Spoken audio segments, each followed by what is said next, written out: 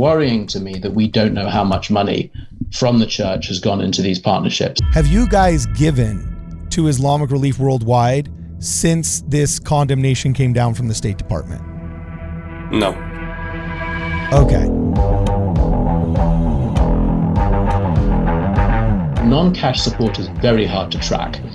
Globus Relief does not donate cash. We request that there be some edits to the article, or at least some better representations. I did send a press inquiry in November. I never heard back. We have to represent ourselves as a completely third party. You're absolutely right. And whatever you do, it's going to be difficult. It looks like the Mormon Church only gave about 1.9 million, the actual official Mormon Church. That's the only grant we know about, because the LDS does not publish the grant. We found out Well, have that. you read the Caring report, though? We're not suspecting that, like, the terrorists are taking latex gloves and reloading their AK-47s with, like, cotton swabs and N95 masks, right? This episode is brought to you by scripturenotes.com, the coolest way of reading your scriptures online. For more information about Scripture Notes, please make sure you guys visit the link in the description. All right, welcome, ladies and gentlemen, back to Ward Radio. I'm your host, Cardon Ellis. Today, I'm joined via Zoom by some very interesting characters. We have Sam Westrop from the Middle Eastern Forum and Bradley Spencer, the director of the charity Globus Relief, that are the subjects of a recent article that is causing quite a stir in the bloggernacle. Mormon Charities among top contributors of Terror-Aligned Islamist groups.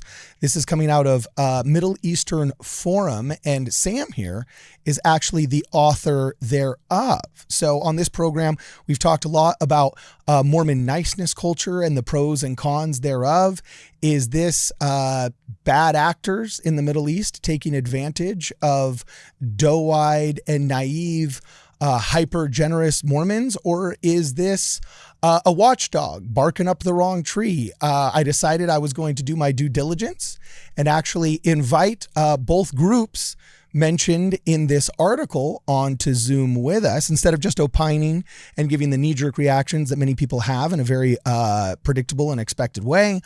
I decided to actually invite the author of the article on and the subject of the article on to hash it out and to talk it out and get to the bottom of this. So, Sam, really quickly, why don't you introduce yourself to the audience and tell us what you came up with in your article? Absolutely. Well, thank you for inviting me on. I've written about a lot of groups funding other organizations I deem problematic over the years, and I've never been invited by someone associated with one of my targets to speak about it before. I think that's good. I think it's great to have these conversations. I like the transparency. I like the dialogue. And in fact, that I see as my role. I'm here not to attack organizations that fund extremists, but to try and guide them, to try and move them away from the wrong partners. And referring back to your intro, yes, most of the time it's guileless. Most of the time it's well-intentioned. And it's simply choosing the wrong company. So I wrote an article a few weeks ago. It's been in the making for some months. We spent quite a while waiting for comment back from the LDS Church. But in a nutshell, the article points out that a number of Mormon-aligned charities, as well as the LDS Church itself, are funding extremist 501cs based in the United States that are accused of ties to foreign extremist movements and terrorist groups, not just by us, but by members of Congress, by foreign governments, and by other counter-extremist analysts. If you're familiar with the world of Islamism, and we draw a very clear distinction between Islam and Islamism, between Muslims and Islamists, we work with the former to defeat the latter. If you're familiar with that world, you'll know that for the last 100 years, Islamist terror groups have used charity, particularly welfare efforts, to advance their goal. It's how the Muslim Brotherhood got started in Egypt. It's how Jamaat-e-Islami got started in Pakistan. Indeed, even Al-Qaeda in Mali engaged in charitable activities as a means to advance their ideology. They do this for several reasons. One is to sanitize themselves, sell themselves to local populations over which a terrorist may administrate, may rule. They use it for funding. They use it for recruitment. Charitable initiatives are a great way to attract new recruits. And they do it to sanitize incoming funding from foreign sources. So our worry when we see groups like Globus Relief, like Lifting Hands, and the church, LDS Church itself, partnering with these extremist charities, who are in turn tied to these foreign extremist movements and terror groups, is that we are enabling foreign extremism and terror. And indirectly, through fungibility, we're subsidizing acts of terror. That's my fear. I want to encourage 501Cs, whether Muslim, Mormon, Christian, Jewish, to work with the right Muslims, not the Islamists. My article goes into a huge amount of non-cash support, well over $100 million provided by Mormon Charities, that we're concerned about, to groups that we have been warning about for years. Now, as I mentioned, governments and other analysts are warning about too. This is a serious problem. Europe takes it seriously. Muslim communities take it seriously. I wish the humanitarian aid industry in the US took it seriously. Okay, cool. So, so far I'm liking what I'm hearing. I do confess, the way you're talking on the show has a little bit of the edge taken off in the article. I mean, the opening paragraph here says a study of nonprofit donors to a dozen leading Islamist charities aligned with foreign Islamist movements reveals that Mormon 501c3 charities, including the Church of Jesus Christ of Latter-day Saints itself, are among Islamists' leading benefactors. And I think that's the sentence that got you the most amount of pushback, because there seems to be a conflation there, or maybe an accidental insinuation when you say Mormon 501c3 charities. Of the $140 to $150 million that you're tracking here, only about $1.5 million of it is from the official church. Globus Relief, Helping Leading Hands, and other charities that have given 130 or 140 plus, those are indeed out of the state of Utah, but the Mormon Church has nothing to do with them. Just like a charity out of Boston where you live isn't inherently Catholic just because it's based out of Boston and there's lots of Catholics in Boston. I'll let Globus Relief define how Mormon or not they are. We note that Globus was founded by Mormons. Its directors have included senior elders of the church, but I won't go further than that. I'm sure they have a better explanation for who the charity is and what their relationship is with the church. I'll note that they have long been a partner of LDS Church. As for the sums you mentioned, that's not quite correct. Okay. We know of several $1 million from the LDS Church itself, but we don't know the full extent. It could be just a few million more, it could be 10 million more, it could be 100 million more.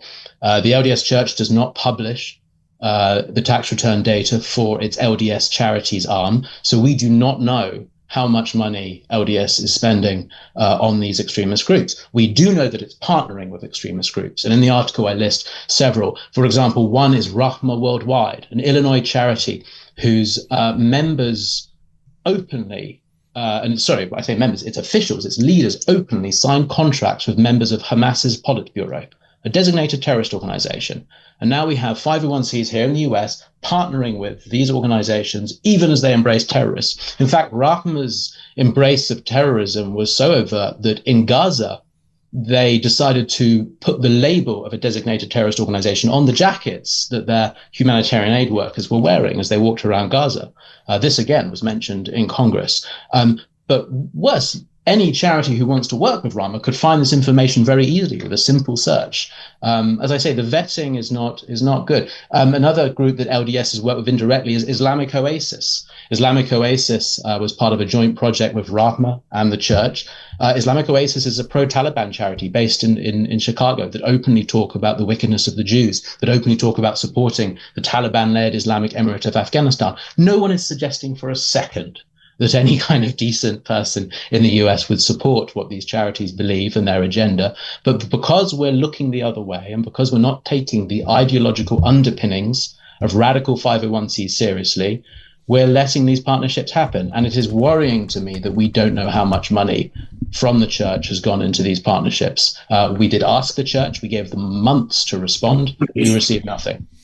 Okay, cool. So really fast, let's go down just top item to top item here. There's a lot to field there. Before we go any farther, Brad, how Mormon are you guys? You're the director of Globus Relief. Your response right off the bat. So Globus Relief is not affiliated with the LDS or the Church of Jesus Christ of Latter-day Saints in any way. We view ourselves and act as a third party in all conflicts, and don't condone or support in any way any kind of terrorist act that causes harm to people. In fact, the mission of Globus Relief is entirely focused on finding the people that are suffering from such attacks or other reasons and getting support to them. The organization as a whole, again, to be very clear, is not affiliated with the LDS Church. And I think the comment there, Sam, and again, this is the first time I've met you, Sam, too, as well.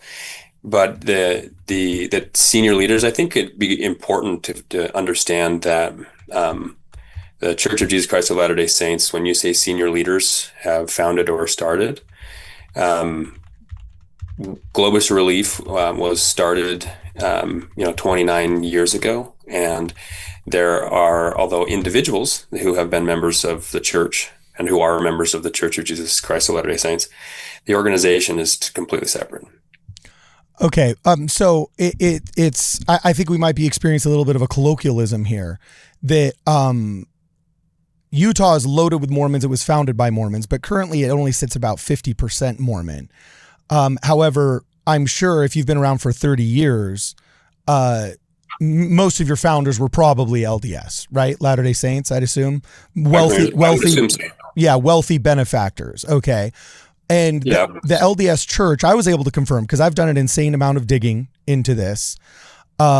I was able to confirm that the LDS Church says over the past 30 years, it's given some, at least they were able to find $400,000 to $500,000 worth of aid given to your organization, mostly project-based and having to do with, if I understand correctly, you guys buy surplus medical equipment in America and then send it overseas, or how do you guys operate?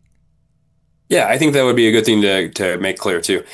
Globus operates like a hub for donated medical supplies. So we don't buy donated supplies, but we put together a network and work hard to find donors who are willing to donate medical supplies, which we accumulate. And we have a warehouse in Salt Lake City that we run that out of. We don't have any offices anywhere else around the world. It's just here in Utah.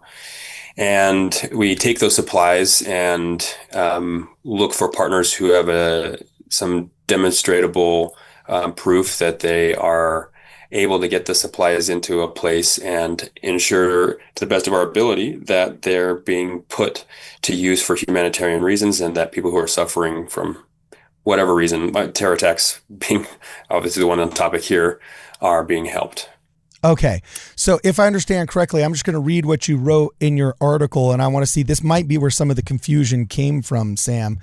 In the article, I'm putting it on the screen so people can see. It says, paragraph 2 is, one top Mormon charity appears to serve as the single largest 501c grantor to American Islamist humanitarian aid charities tied to designated terrorist organization Hamas, amongst other violent extremist organizations. Paragraph 3, Globus Relief, a Salt Lake City-based charity established and run by senior Latter-day Saint members, handed over at least $119 million of support to 10 radical Islamist recipients. So I think where some of the confusion came from was when you say it's led by senior Latter-day Saint members, I think that might have confused some people in thinking that it's like officially endorsed by the church when it's separate. And when you say handed over at least 119 million of support, was that, we need to be very clear. Was that in-kind donations you found, or was that actually financial, like money? Because it's a lot easier for terrorists to take money, say it's for a hospital. Like the Palestinian organizations out there have been caught red-handed a million times, taking billions of dollars from the West for supposedly education or hospitals, taking that money and then just building terror tunnels with it, which is an abhorrent abuse of charity. But even in your article, I noticed when I clicked and I went through, there was pictures of shipping containers with latex gloves and N95 masks. We're not suspecting that like the terrorists are taking latex gloves and reloading their AK-47s with like cotton swabs and N95 masks, right? Not quite. No, it's a great question. And it boils down to 2 points. One, terrorists do welfare. They do charity. This is well understood. In fact, it's well understood by everyone but the 501c industry. Eleanor Kagan, the current Supreme Court Justice, when she was a prosecutor for the Obama administration, said, when you help Hezbollah build homes, you're helping Hezbollah build bombs. As I mentioned at the beginning, terrorist organizations, especially Islamist ones, have set up very large charitable infrastructure. And these charitable infrastructure, they do carry out benevolent acts. As I say, there's an ulterior motive to that. It helps them fundraise. It helps them with fungibility. So yes, when you give a large amount of money for one activity, it frees up other monies for militant activities. That's one side of it, underpinning terrorist, welfare and social efforts. The other side is that non-cash support is very hard to track. And in fact, one of the charities we name in the article, I didn't mention this in the article, but one of the charities we name in the article, Helping Hand for Relief and Development. This is a partner of Lifting Hands, not Globus Relief, but another charity, a Mormon affiliated charity we mentioned. Helping Hands, one of their activists, was investigated by the FBI just a few years ago because it turns out he'd been taking medical equipment, donated, just in the manner that Globus Relief operates, donated to him, and then sent to Pakistan, where it was then sold and used to finance Lashkar-e-Taiba, a very prominent Pakistani group, carried out the Mumbai attacks in 2008. The problem with non-cash support is that it can be very hard to trace, harder than money to trace. And of course, it can be moved and sold and undervalued or overvalued. It can be laundered in all sorts of ways. There are two problems here. One, the genuine terrorist charitable infrastructure, and two, the opaqueness of the non-cash reporting system, which, by the way, the IRS does not adequately monitor or vet. Now, I'm not suggesting for a second that Globus Relief has done anything wrong at all, except choose the wrong partners. My worry is what those partners do with the equipment provided, and my worry is that those partners are legitimizing terrorist groups by funding their welfare and charitable arms. Okay, so really, man, I got 3 responses. The caring report, I got a bunch, but Brad, you first respond. What kind of mechanisms do you have for just ensuring that the stuff that you're trying to give gets where it's going for what it's meant to do? Yeah, let's be crystal clear too. Globus Relief does not donate cash, and has never. And any support that's ever sent to any partners is consisting of in-kind donations of medical supplies. So these are shipping containers of medical supplies, various forms that get to locations. So, and then the question of what do we do to ensure that these supplies are getting to the people in need? And I think we have to be very careful here too is Globus Relief's whole mission is to take the excess medical supplies that come out of the United States and make sure that they're getting to a location that is helping people that are in need. And we have policies in place that verify that these organizations are legitimate. And then also we require and ask that they have a demonstrable example that they've been able to take those supplies and get them into the country and then also delivered to the people in need and not misused. Okay, how do they demonstrate that, for example? You say demonstrable. So what does that mean? So we ask for an annual report, and this is also a very difficult thing. I think what Sam has been bringing up is that it is, being that this is an organization consisting of a limited amount of people in Utah, our policies are we ask them to return and report. So we ask that they send us evidence that the container arrived and that there's a picture of the container being opened on location and that the items are being delivered. So various forms that come through are photos and videos and an annual report that come through. Okay, so unless they're falsifying pictures, you basically work with proven charities that already have a track record of getting the goods where they're supposed to go, and you demand, kind of like the Guinness Book of World Records says you have to have 2 camera angles showing that it was actually completed, or you have to have one of our representatives there. You kind of do the same thing as Guinness Book of World Records. Yeah. And also, I think you need to understand too, we operate like a hub, right? So this is, although Sam has brought up that we had sent stuff, and I went back and looked, and the charities mentioned back, predominantly Islamic Relief was back in, we haven't done anything with Islamic Relief since 2019. But charities from all around the world, in whatever, it doesn't matter, political affiliation, religious affiliation, country, or basis. If there are people suffering, our aim is to get the supplies there. And we do our best within our ability to, in 2020, I think in the article, Sam was saying that, yeah, that Islamic Relief, and I don't pretend to know all of this, honestly, but you can see that the federal government made a statement there. And we do our best to ensure that these supplies are arriving there, but we also are very careful not to take sides in any conflict or any representation of politics or religion. So I get that you're not taking sides, but to Steelman Sam here, because I've given some pushback on Sam, I want to make sure that I Steelman Sam here as well and represent him correctly. I think there's a fair argument saying, hey, you can say I'm not trying to give to terrorists, I'm just, giving food to the poor. Well, every dollar they don't have to spend on food for their poor is a dollar that they can spend on bullets if you're in the game of trying to win a logistical battle. Is that a fair Steelman of your argument, Sam?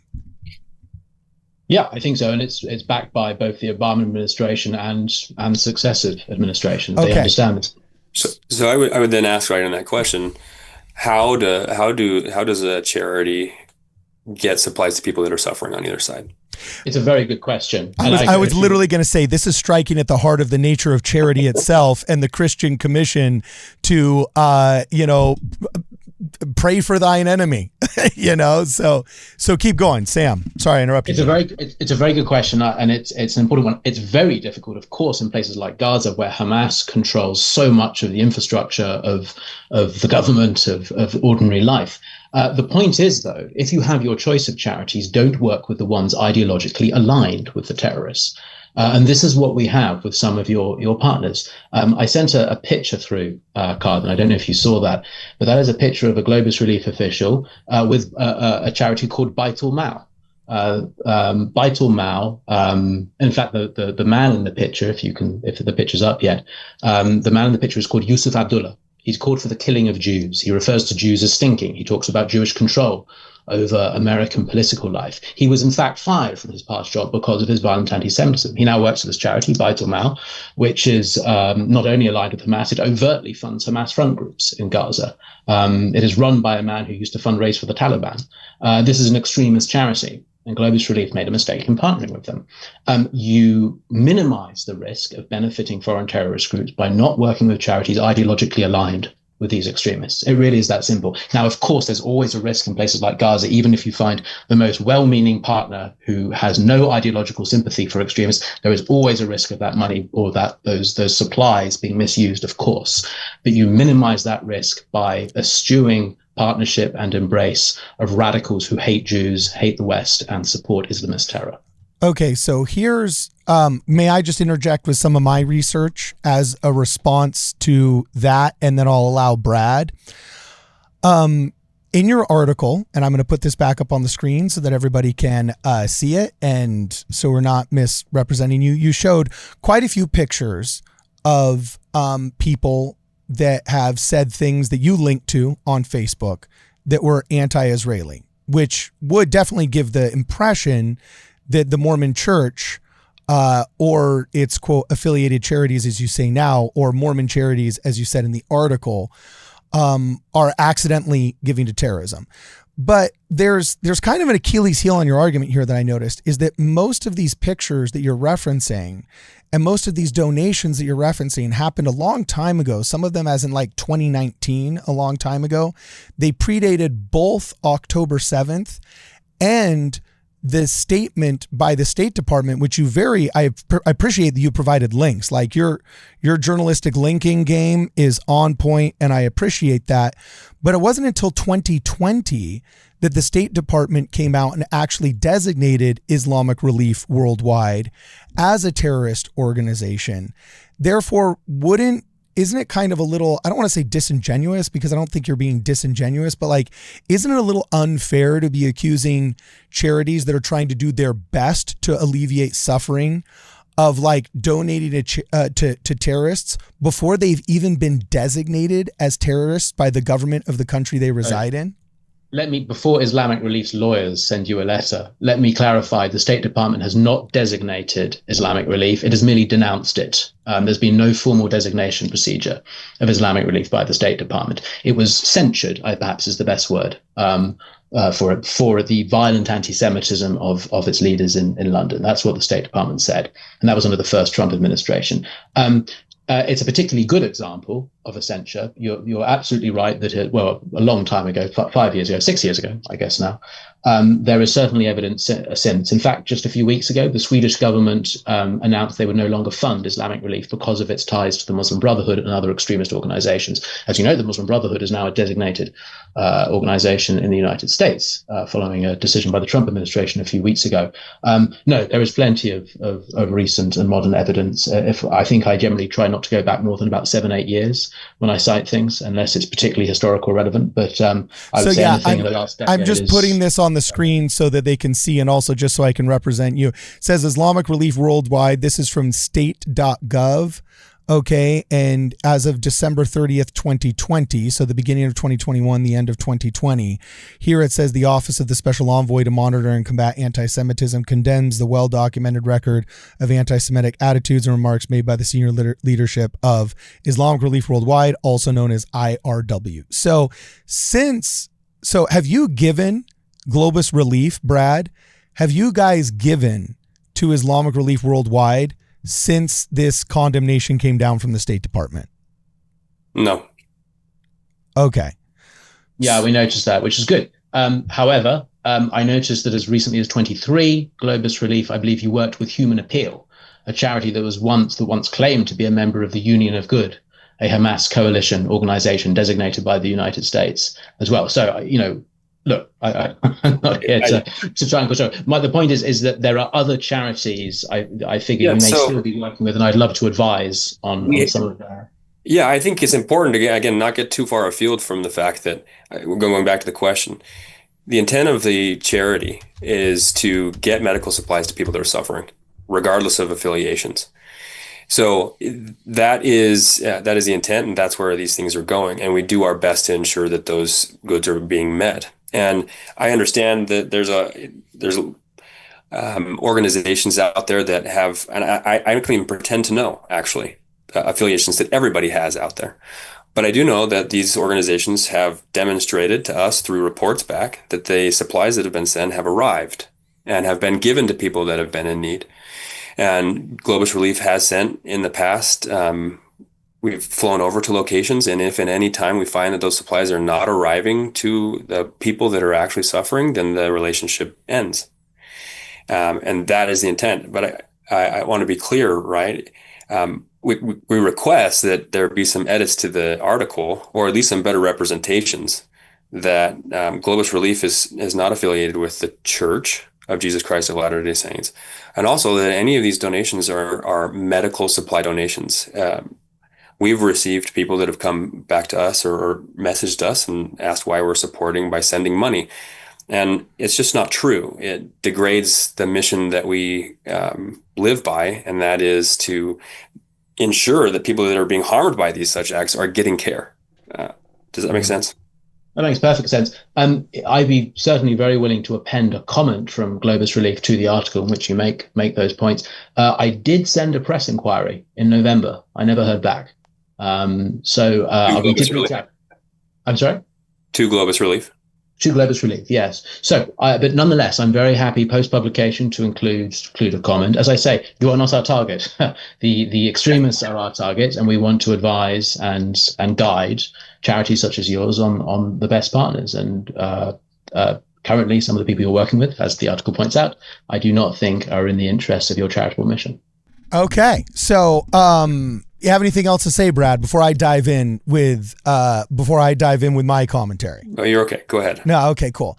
So the only thing I really took issue with is, first off, I love watchdog groups. They're the catfish that keep all the other fish swimming. You know what I'm saying? Like, I mean, it's one of the things I love about America is just like nobody gets away with anything. I love that there's Sam Westrop swimming around in our fishbowl. All right. At the same time, I debunk anti-Mormonism all day long, Sam. And there's a couple of, I don't want to say tropes, but there's a couple of very disingenuous attacks that I notice people are trying to formulate against the Mormon Church. One of them being that they're pro-Palestinian, and another one being that they're not a transparent organization. And you seem to have alluded to that in this article. And I don't really understand the motivation behind that. I'm not saying you have a very specific one, and I'll let you say what it is. But I didn't quite sure what you were getting at with a couple of your comments. So one of them, when we spoke earlier, you lamented that, the church doesn't publish its 990s. You thought that was some kind of fault of transparency, when in reality, that's a very well litigated and already litigated question of the IRS tax code, whether or not it's a violation of religious freedom that the church has to publish its 990s, which is not required and is not a requirement of the tax code. But in spite that not being a requirement, they publish the Caring Report. Are you familiar with the Caring Report that comes out every year? I've seen reference to this, as well as the Widow's Mite as well. So the Widow's Mite is actually a watchdog group that kind of looks into the charity operations of churches, because one of the reasons why we would be worried about churches having a tax-free status, and the reason why the IRS actually has a code for it, is because we want to keep pastors from pilfering the funds of their churches, self-enriching instead of going out and helping the poor when that's what people are donating for. And there's no serious person in the IRS apparatus that actually thinks the Church of Jesus Christ of Latter-day Saints has any widespread problem with our lay bishops and clergy going out and stealing from the coffers. One of the most unimpeachable things the Church of Jesus Christ of Latter-day Saints does, it does a lot of things wrong, and I think the bureaucracy sucks in many regards. But in one of the regards it doesn't suck is its application of its charitable mission statement. So when you told me like, hey, you guys have been caught flat-footed donating to bad partners, I was actually very surprised, because I know that the church spends a ton of time vetting these charities. So I'm just curious if your feedback when you were searching matches the feedback that I got when I was searching. Are you familiar with the organization called COGAT in Israel? I am, yes. It's a government body, but yes. Yeah. So COGAT is the coordinator of government activities in the territories, and it's the Israeli department, from what I understand and as I've been explained, that approves all charitable action in Israel. And I actually called up the church and I said, hey, did you get caught flat-footed? And I had to talk to different people in different departments about different projects and so on and so forth, because it's a very large bureaucracy, and also they're engaged in charity literally on every single continent of the planet. But what I found is that they don't do anything in Israel. Okay. And that means donating to Palestinian groups, because you have to literally go through the state of Israel before you can get to the Palestinian groups. They don't deal with any charities that aren't already approved by the Israeli government.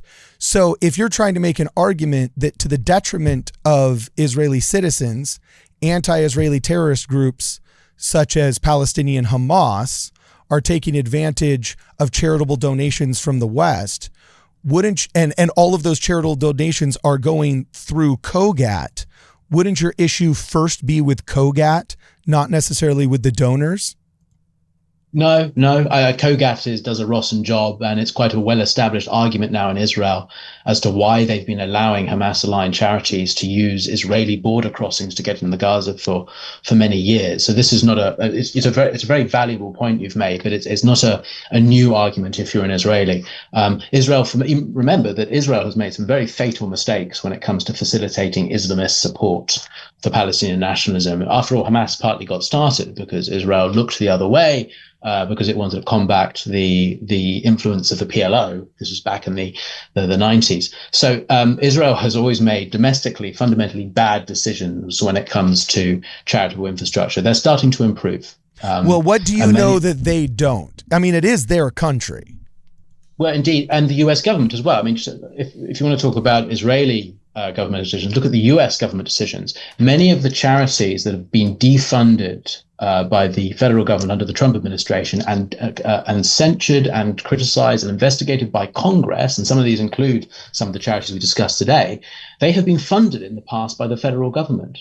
Now, the issue, the point is that governments are actually really bad at vetting people. Unless you're talking for the security services or for really high level stuff, when it comes to aid, governments like the 501c system are very bad at vetting. And this is not a new point. This is a subject under discussion now everywhere from Doge to European governments have talked about how badly they dropped the ball, how many Islamist charities have exploited the public aid sector for decades. And Israel is no exception. They've made some really stupid decisions. Since 2023, it has started to improve. And many of the charities we discussed today are not allowed to operate in Israel. Yeah, so I get that post 2019 and post 2020, there's been definitely big changes made in who's allowed to be the player in Israel. I don't think that was really accurately reflected in your article, that a lot of these donations predated some of those changes. So I think, I don't know, that might be something. I get the point. Absolutely. But I don't think it's relevant. Israel is not relevant to this conversation. The only relevance is 501cs in the US funding extremists. Well, no, I think it's relevant though, because like if I were to donate, for example, like, so you can't know everything, and it's a system based upon trust. And if, for example, there's been a horrible flood in Germany and I want to mobilize $50 million of American donations for flood victims in Germany, the very first thing I'm going to do is, I don't know, actually I do know a bunch of Germans, and that's from my film career, but shout out Angel Studios, I guess, sponsor of this episode. But I would say the first thing I would do is I would call up an ambassador, and I'd call up my local congressman, who would then probably call an ambassador, and I'd say, hey, who are the people that are trustworthy in your country? And then you'd operate that way.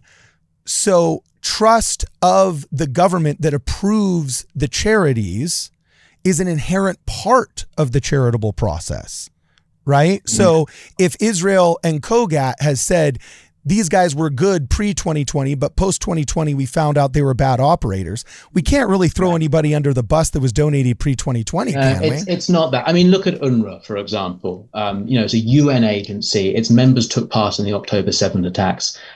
Israel has allowed it to operate until very recently in the Gaza Strip for decades, despite knowing absolutely what UNRWA were doing on the ground and how they were misusing education and aid to advance extremist agendas. But they allowed it to happen. So if you asked the Israeli, if you wanted to operate with UNRWA in the West Bank or Gaza, and you looked at the Israeli designation list, you would come to the conclusion that the Israelis like this charity. But they didn't. They just didn't. They decided that the political toll in doing something about it was too much. So no, trusting government should not be this has come up before with another Christian charity called World Vision. You've probably come across it. Huge evangelical charity. Nothing to do, of course, with the Mormon community, but World Vision gave a $200,000 grant to an Al-Qaeda charity in Sudan well over 10 years ago now. And they cited many of the objections that you raised. They said, well, they checked some governments, they seemed fine with it. They looked at some vetting lists, and there was a name that was familiar, but it didn't quite match the name of their grantee. They came up with all sorts of excuses based on relying on government accounts. And when the Senate's Finance Committee looked into this, they said all World Vision had to do was Google this beneficiary. They would have seen its ties to terror. They would have seen its ties to extremism.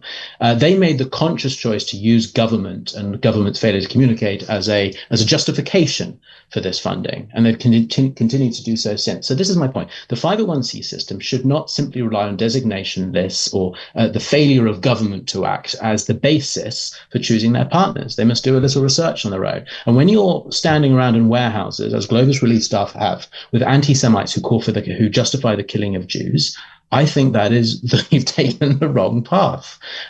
You've chosen the wrong partner. And of course, this is not just limited to Globus. It's a problem with charities all across the board of all faiths and none.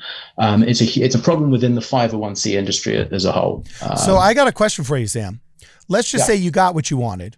And Brad here says, I'd love to hire you as a consultant for us in the Middle East, right? I kind of feel like if you've ever been there, you can't launch a water balloon from the Temple Mount without finding an anti-Semite Middle Easterner. I don't think there's an organization large enough for a Western entity to send money to and capable of committing charity, shall we say, that doesn't have an anti-Semite in it, especially if it's, some Palestinian organization that's tied to Palestinian or Gazan relief. It seems like, let's just grant you the premise that you got what you wanted. How does a Christian person that sees the suffering of innocent children, 15 to 24-month-old babies that still can't speak their mother tongue, bleeding in the rubble, like, to withhold aid because they're Palestinian would be inherently Christian? So you want to be responsible about it. You don't want to send money. And it looks like Globus Relief isn't sending money. You want you want to send, it's kind of like people that want to give food to a homeless person and not cash because they're afraid that he's going to go spend it on drugs. So you send things that cannot be abused: latex gloves, N95 masks, gauze, stuff like that. Sure, black markets can develop, and sure, that might free up money elsewhere. But what is the alternative? Let's just say you are the actual consultant. What is the alternative? Because it seems like any in-kind donations can be secondarily abused well enough that if you really want to, it seems like you can't engage in charity with Palestine according to your rubric. Sure. As I said before, the issue here is not working, if you have a choice of partners, and even if they're all bad, not working with those ideologically aligned with terrorists. So name a Palestinian organization that's not aligned with terrorism. Well, in fact, the new Trump administration's effort, despite its very rocky start to distribute aid in Gaza, is actually going extremely well. So you can really start there. But look, the point is, across the world, you're going to have these hotspots where radicals run the charitable sector. You're absolutely right. And whatever you do, it's going to be difficult. So you do the best you can. You minimize risk, and you do not partner with charities that openly support the ideology of the ruling extremists of that region. Now, if there are Muslim organizations you can work with for Muslim areas of the world, that's great. And there are some fantastic organizations from the Ismaili sect, from the Ahmadiyya sect, Muslim organizations who are very happy to work with Christian groups. And certainly the Middle East Forum can advise any 501c who wants to vet their partners active in the Middle East or South Asia. The Middle East Forum can certainly advise and help with that vetting. There are options. Not all of them are perfect, but they're a damn sight better than the anti-Semites and Hamasniks that currently run far too many 501cs in this country. Okay. So Brad, do you want to respond to that? And then I've got just a couple of things I'll say from like the official, I mean, I'm not a spokesman for the church, but I'm just saying you're here representing Globus Relief. I didn't get somebody from Lifting Hands, but I was able to speak on the phone with a couple of people from the LDS Church. So I'd like to actually just represent what they said to Sam for our audience to hear. But before I dive into that, do you have anything else that you want to say in response to that, Brad? Yeah, I think that, the act of doing charitable work is a very difficult proposition, all for the same reasons that you just said.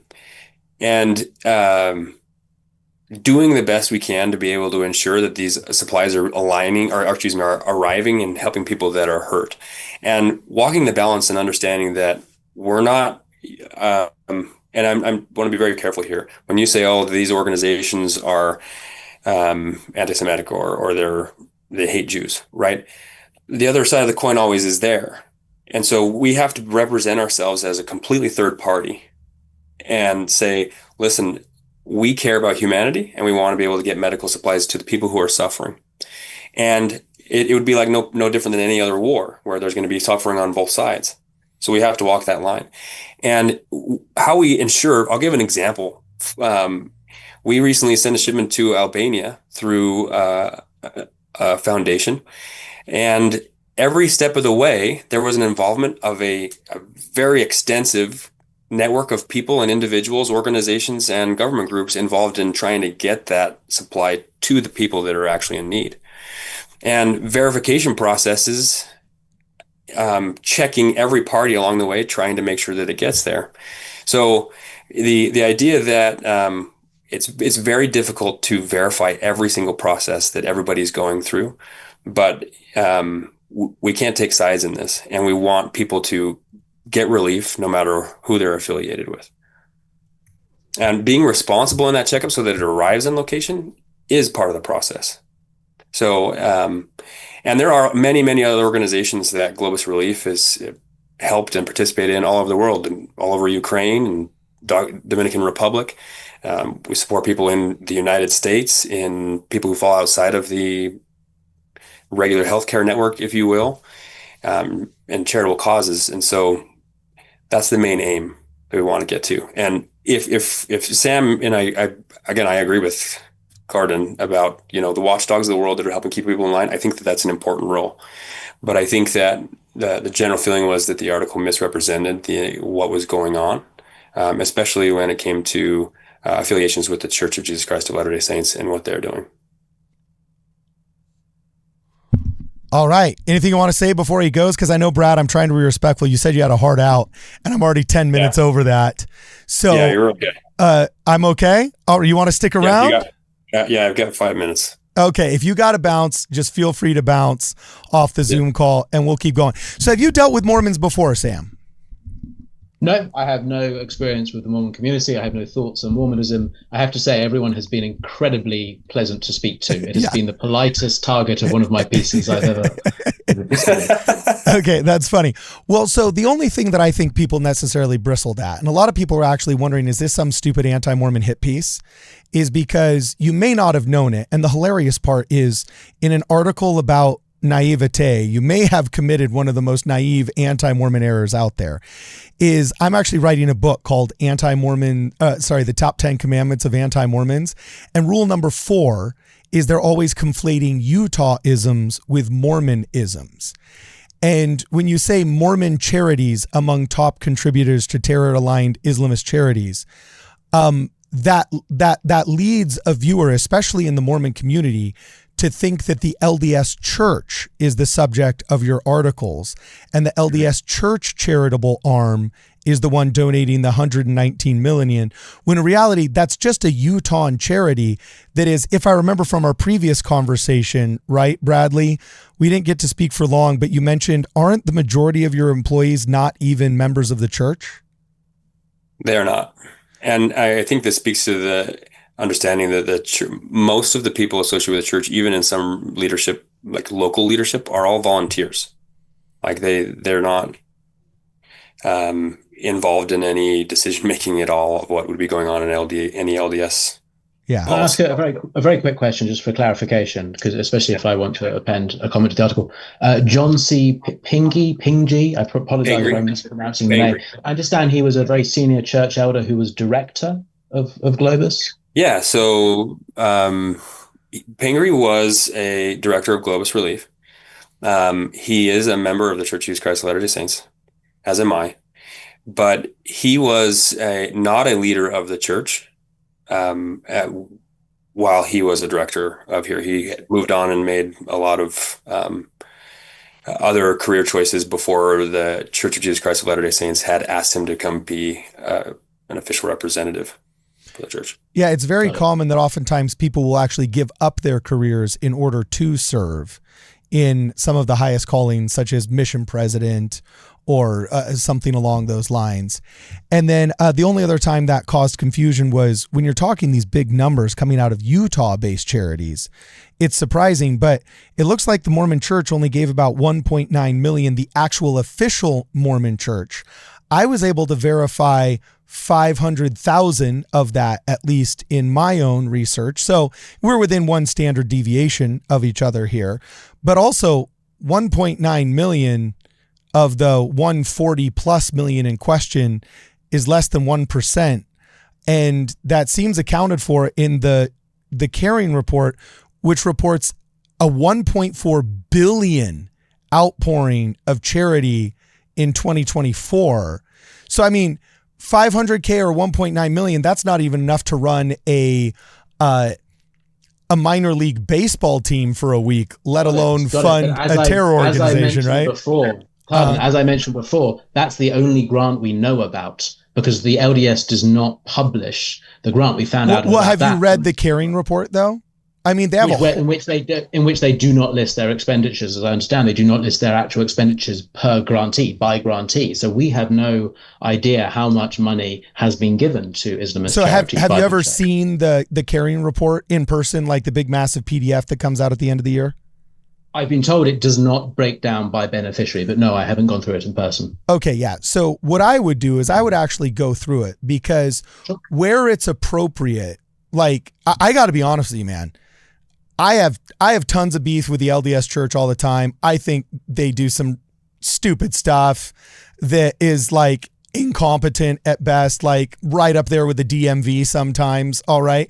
Now, usually these are minor errors that have to do with just slowing a good process down to such a degree that it's unable to do its good process.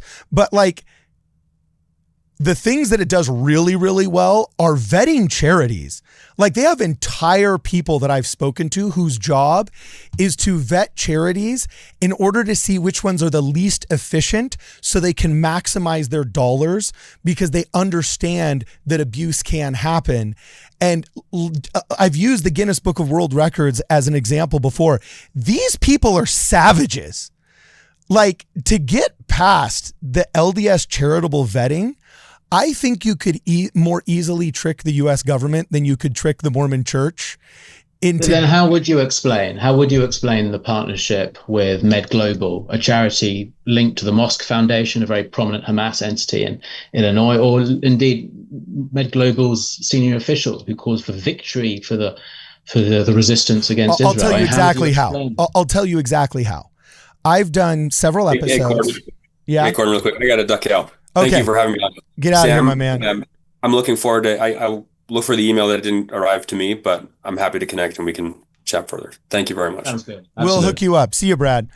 So I would say, for example, I was one of the first people to donate to the Daily Wire and pay for their media as just a private citizen. What was it, like 10 years ago when the Daily Wire started? You're familiar with the Daily Wire, I assume, right? I am, yes. Okay, cool. Awesome. So I was one of the first people to donate to the Daily Wire. Well, you know, since then, a couple of their hosts, one of the editors that runs their morning podcast, and Candace Owens, has come out and said some really stupid and crazy stuff about the Mormon Church. One, that like our Deseret symbol comes from Polish communist movements in the 1920s, as well as that we're demonic, I think is what the podcast host said. But I recognize that within the Protestant North American mainline community, there's always a couple of anti-Mormon bad apples. And if I were to put a hard pass on all new media coming out of the Daily Wire, that might be a net negative in North America. The reason why I donated to them originally was actually just because I wanted an alternative to the horrible stranglehold that the legacy media and cable news had on people's thought processes. So I wanted to support new media. Now, unfortunately, with that support and that $150 or whatever I gave to the Daily Wire, what did I get along with it? Some nasty Facebook comments about Mormons from Candace Owens and a couple of nasty anti-Mormon tweets from the guy that runs the podcast. But does that mean now I'm going to relinquish my support for the Daily Wire? That's a moral question many people are asking, but I don't think those that do not relinquish it are wrong. Point well taken. The only question you should be asking, though, is does the Daily Wire ideologically represent these data points that you find abhorrent? Or were those, as you say, bad apples that are simple misunderstandings or one-offs from extremist individuals? And the point is, in this case, that the LDS choice of charities includes charities that are institutionally ideologically aligned with Islamists. I mentioned Med Global. They also work with Rama. As I mentioned earlier in this podcast, Rama openly aligned itself with two designated terrorist organizations. Okay, then here's a question for you. By what rubric, and I'm sorry to interrupt you, but by what rubric other than mine quoting, and by the way, I don't say this in a pejorative fashion, but by what rubric other than mine quoting nasty comments that somebody in their hierarchy has said is, and maybe this is something the 501c3 industry needs, like, is there a organization that rates things. Like I worked for Zagat in New York City, which rates restaurants like 4 out of 5 stars, 5 out of 5 stars, 7 out of 7 stars, right? It doesn't really seem like there's any good way to vet Middle Eastern charities for their anti-Semitism or not, other than just relying on mutual trust in other organizations that have. Like, there's no Zagat for charities out there in the Middle East. Yeah, I mean, there are certainly charitable ranking, and Charity Navigator is a good example, an organization that ranks charity on how transparent they are, or this kind of thing. They obviously do not vet charities for ideological behavior. You're absolutely right. No such service exists in the nonprofit sector. I would suggest charities like Globus Relief, churches like LDS, start doing what banks do and setting up risk analysis databases, or indeed partnering with banks and using their risk analyses databases, who do take into account all these data points that are important. Because the point is, with something like Rama, this wasn't a few individuals in an organization saying something nasty on Facebook. This was the charity signing contracts with a designated terrorist organization. But in my opinion, the leaders of this organization should be in jail. They broke material support laws, from what I can tell. Oh, no, I have zero defense for Palestinian charity behavior. So the LDS Church, obviously, based on this information, needs to do a better job in choosing its partners. We know it funded Rama. We don't know how much. We know it partnered with Rama. We do not know that partnership has ended. Okay, but also in what year? Because when I called them up and I was doing my due diligence on this and everything, because, by the way, I could care less. If they got caught red-handed and did something stupid, then fine, like fix it. Like, this is part of the process, right? But I found that actually they do a massive amount of risk analysis.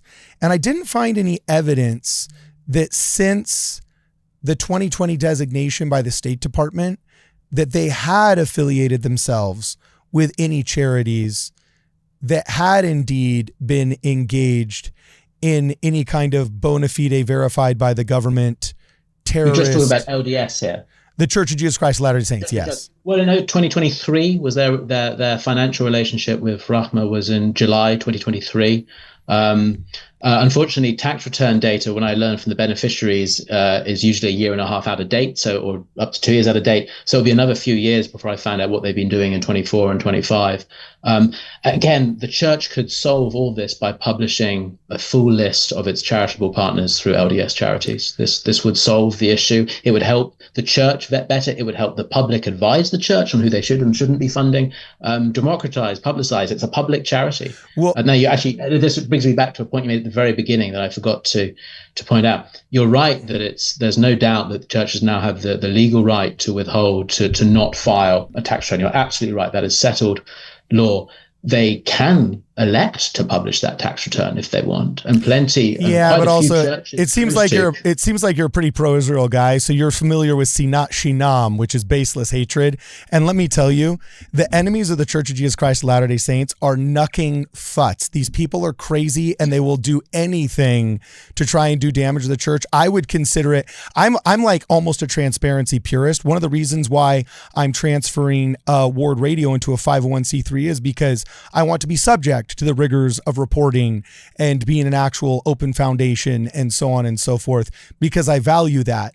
But when it comes to the churches, 990s, I would say absolutely not. Don't give our enemies a single inch, because they will make a mile out of it. And instead publish the Caring Report, which it seems like you haven't read yet, but when I've gone over it, very openly celebrates its association with many very reputable charities, and is actually one of the most inspiring things to read. Like, the welfare of the church is one of the reasons why I so willingly pay tithing and fast offerings, because of the provable and demonstrable positive effect that they're having worldwide, and how much they do vet charities. So that's why I was so taken aback when I read this, because I'm like, man, I could believe maybe that one slipped through the crack. But your article makes it seem like there's some kind of widespread dereliction of duty. And I can tell you that's one of the few things where they don't have a dereliction of duty. The Church of Jesus Christ of Latter-day Saints has a dereliction of duty in social media. I've told them that before all day long. Their greatest dereliction of duty in the modern age. I hope you're right. The problem is I just can't, a group like mine can never say that for certain, because we don't have a list of the grantees.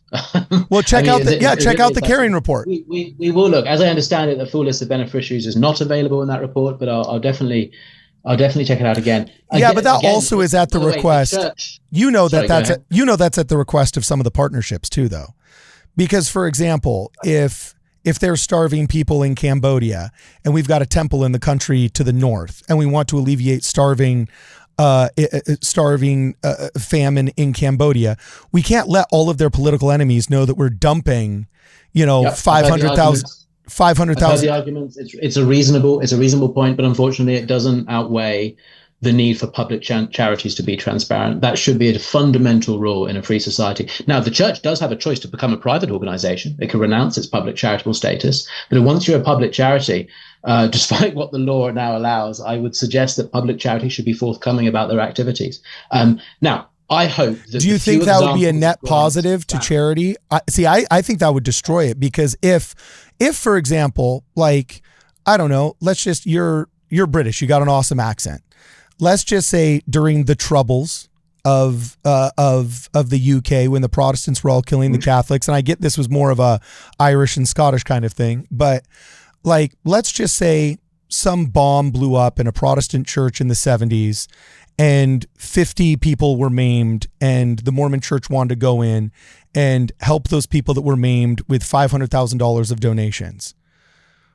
If we knew that we had to disclose that, so that the Irish Liberation Front that bombed the chapel might come after our temples and might come after our chapels because they view us as supporting the Protestants that they were trying to kill, that would neuter the ability of churches to give charity. Both ways.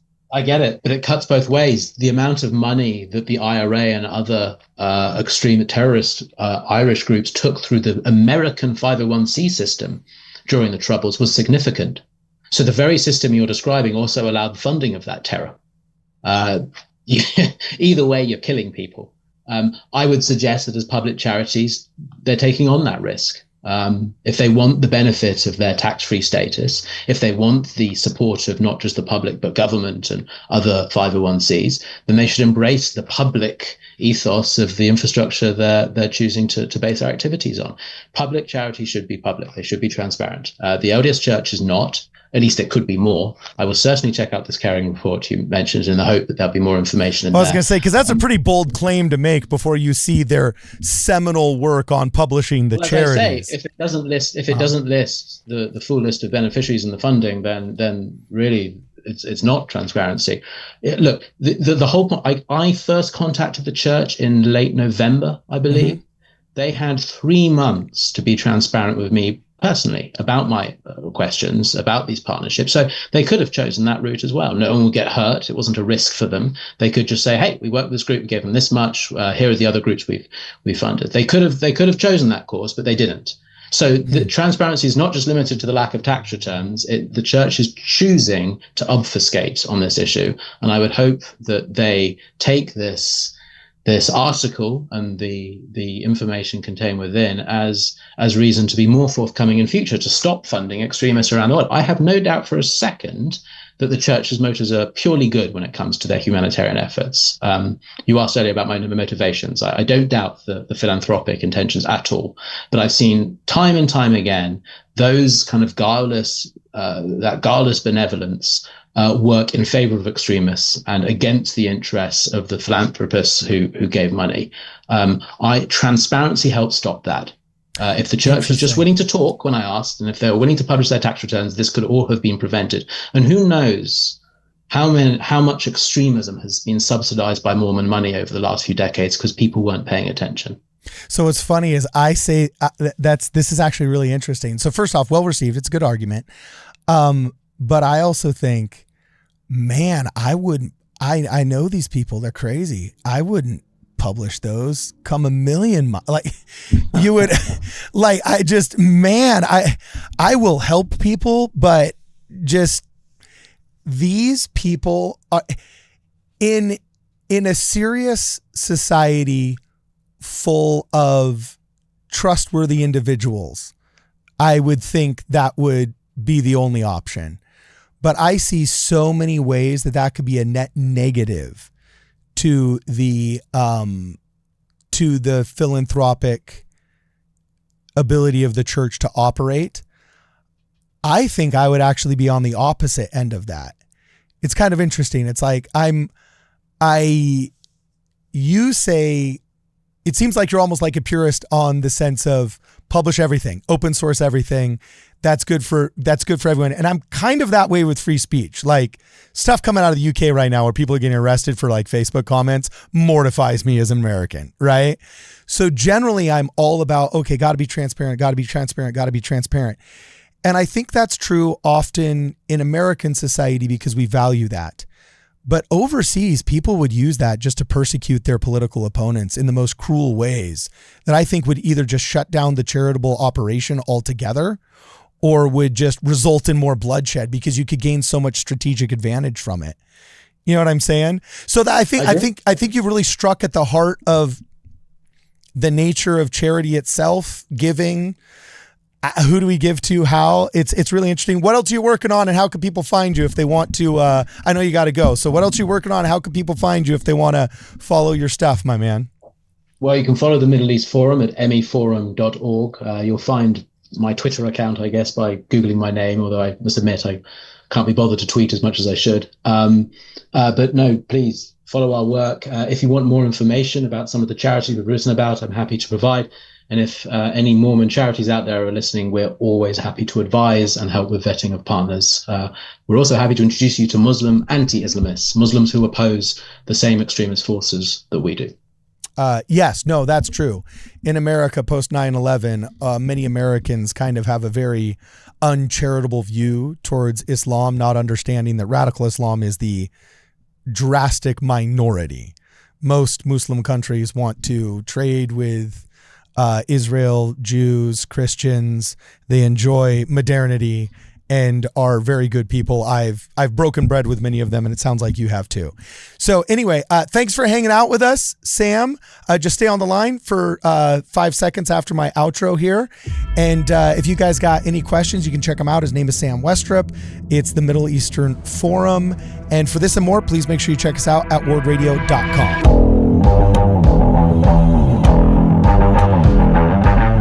Hey guys, thanks for watching the video. We assume if you made it this far that you liked our content. So please make sure that you smash that like button and you share this video with your friends. Also, if you haven't subscribed yet to our channel, please make sure that you subscribe and you press the alert button so you receive alerts on every one of our daily uploads. Now, we want to make sure that we keep all of this content flowing for free to you, the viewer. And to do that, we need your help. If you're a person of means, please consider a direct contribution through Venmo or through Zelle. And the links to those platforms will be in the description as well.